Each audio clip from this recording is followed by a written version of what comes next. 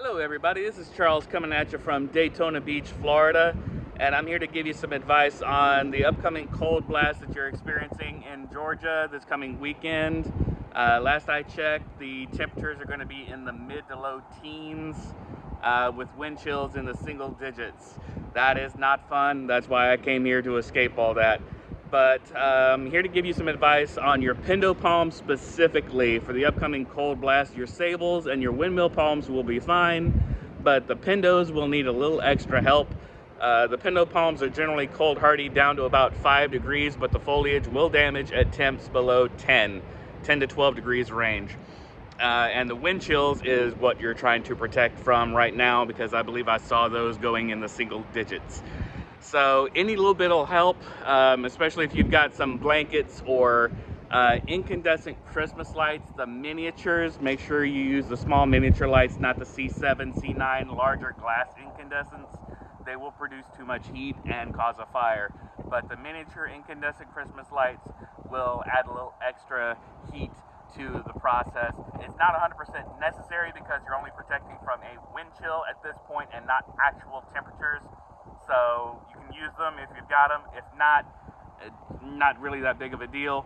And in this post, I'll probably have to add a comment below this post because it will not let me add a picture and a video in the same post.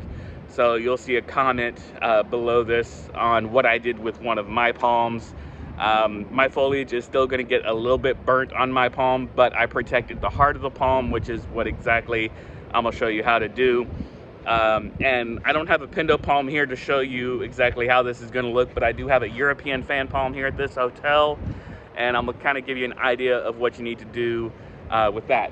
So on your Pindo palms, grab a little piece of rope and tie up the fronds so they're tied together, and it'll help you wrap the blanket or sheet or tarp or anything you have lying around the house just to give this a little extra protection. So once those fronds are tied up, you can use a blanket wrap from the bottom part of the trunk all the way up, as far up to the fronds as you can. It doesn't have to be completely covered because the heat during the day will cause a lot of humidity and condensation to come inside the palm tree, and you don't want that. It'll kind of defeat the purpose of the wrapping and you'll cook it from the inside, so you don't want that. Don't cover it completely, you just want to block it from the wind at this point. So I used at my place a old sleeping bag, which works perfectly for the time being for the brief cold spout that we're about to have. So if you have a sheet, spare blanket, anything will help at this point just to give your palm tree a little more protection from the upcoming cold. So give that a shot, and you just want to wrap all the way around, tie it up together, and that should be enough for the upcoming cold blast. If you've got more than one palm tree that needs to be protected, do the same thing with all of them, and you just want to protect up to the heart of the palm tree. Now this is the growth point right here on this European fan palm right here. So if you can protect up to here or just a little bit beyond, that would be enough.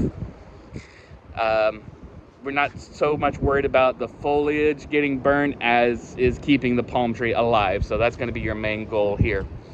So if you have any questions, feel free to message us here on Facebook. You can contact Chris at his phone number. That number will be included in the Facebook post.